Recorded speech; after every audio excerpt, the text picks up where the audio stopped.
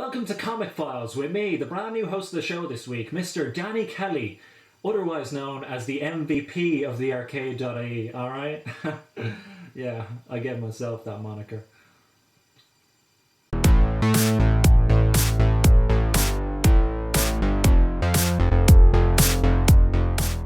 So as opposed to the regular host of this show, Mary, I don't know a lot about comics. I'm actually a filthy casual with only 20 to my name. This is more along the lines of actually an Egypt's Guide to Comics. Just think of it like that and we'll all get along better throughout this journey. This team is going to be teams, like T-H-E-M-E and T-E-A-M-S.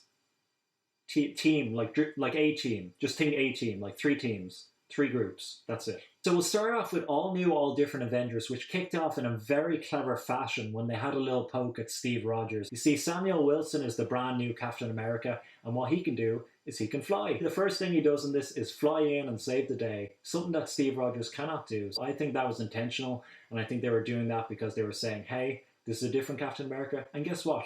He's better. What's really good about this opening is the fact that they go into certain perceptions of Sam Wilson as Captain America. We see certain bystanders talking about his heroics as he's doing them, and some of them love him, and then some of them are racist and stupid. And it's really interesting to see that because it immerses you in the world more, because it mirrors real life situations. So after that happens, Tony Stark pops along in his super swish car, and he takes Sam Wilson off as they go and chat for a while about why aren't we being Avengers anymore? That's effectively all they do.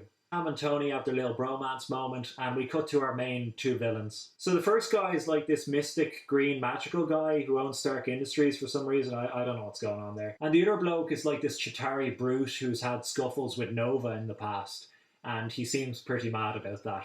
Long story short, Spider-Man spots the 2 of them doing nefarious deeds, and then they get into an encounter with Spider-Man, Tony and Sam, and the 3 of them get their ass kicked. And here's where we get into the meat and bones of the story. Effectively, we go over to Kamala and Nova as they're in the middle of a fight next.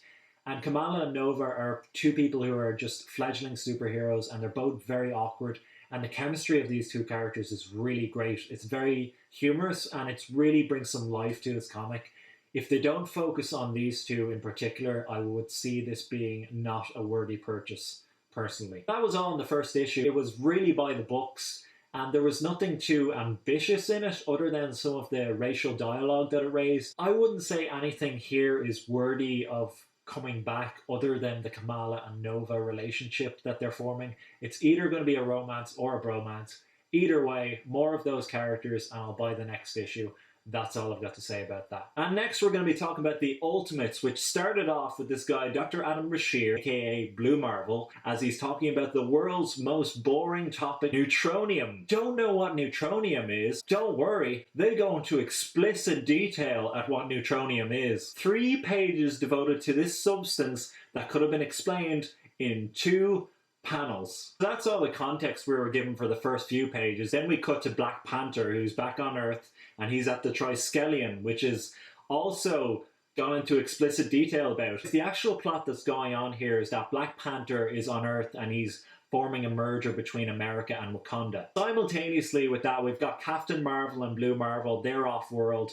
They're doing their own thing. They're assumedly looking for neutronium, but that's not what ends up happening. They just don't tell us what they're actually doing. Accompanying Captain Marvel and Blue Marvel is Monica Rambeau and America Chavez, who are the ground team of whatever mission they're getting up to. While they're on the planet, we do find out that they're looking to retrieve an incubator and bring it back to the Triskelion. You might be thinking maybe in the next few pages they'll tell us exactly why they need to take this incubator and bring it back to the Triskelion. Nah, it's not important. No context. You don't need context in a comic. Unfortunately for Monica and America, while they're on this planet, they get attacked by a panopticonic astral consciousness. It's a big head that spews out surveillance drones. Just call it that. I realise I have been very harsh on the Ultimates, but there is one saving grace to this comic. When Monica Rambeau gives her thoughts about America Chavez in the midst of battle with the panopticonic astral consciousness, it exposes her as somebody who is a very real human being, who has fears, who has weaknesses. This is the first character I've seen in this issue that has any kind of personality, outside of exposition. Cut back to Dr. Buzzkill, aka Blue Marvel. He's still up in space. He's still whining, talking about neutronium. All that happens then is him and Captain Marvel get into a scuffle with guys who are called the Punishers, and then they meet Galactus, who is built up as kind of a surprise, but he's actually on the cover of the issue, so big surprise. I really find very little here to grasp onto because it feels like something that was trying to be an opening monologue of a movie. Comics are a different format. You need to have action, you need to have pacing, you need to have better personalities to carry a first issue. The Ultimates let down in all of those regards. The last one we're talking about is Web Warriors #1. Web Warriors swings into its first issue with some nice action straight off the bat. We get introduced to our spider heroes as they're attacking some familiar villains in this Spider-Man 1960s homage world. It's basically a world that's comically over the top and all of the villains just go down in one single hit. Additionally, all of the spider heroes can defy the laws of physics by swinging from clouds, which is a really nice throwback to classic Spider-Man and some of the complaints people had about it.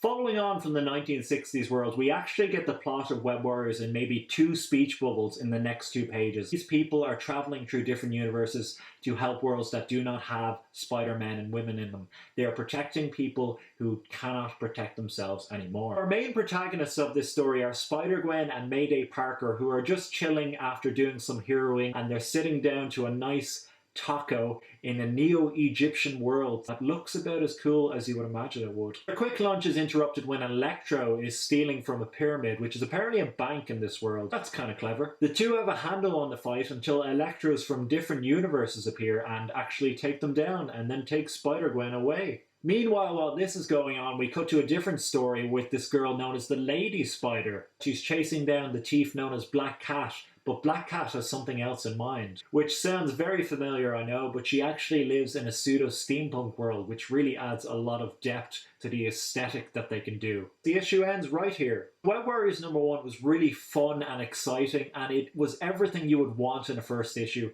It had comedy, it had interesting personalities, and to be honest, you don't even need to be a fan of previous Spider-Verse incarnations to know anything about what's going on here. In summary, Web Warriors was a web wonder to behold. All new, all different Avengers, didn't exactly feel all fresh or all exciting, but it was definitely solid. And the Ultimates, well, from my perspective, it was just crap, wasn't it? First one we're going to start with this week is Guardians of the Galaxy #1, so it's the Guardians that we know and love, but with a few slight changes.